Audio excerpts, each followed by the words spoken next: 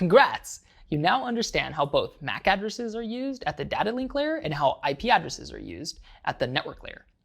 Now we need to discuss how these two separate address types relate to each other. This is where Address Resolution Protocol, or ARP, comes into play.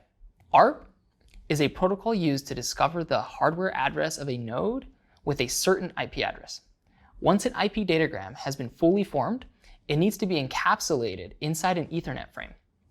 This means that the transmitting device needs a destination MAC address to complete the Ethernet frame header.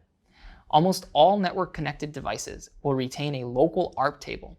An ARP table is just a list of IP addresses and the MAC addresses associated with them. Let's say we want to send some data to the IP address 10.20.30.40. It might be the case that this destination doesn't have an entry in the ARP table.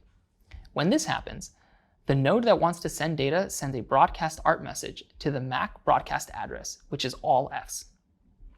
These kinds of broadcast ARP messages are delivered to all computers on the local network.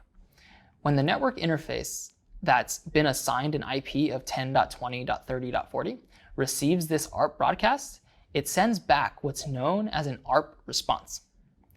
This response message will contain the MAC address for the network interface in question. Now, the transmitting computer knows what MAC address to put in the destination hardware address field, and the Ethernet frame is ready for delivery.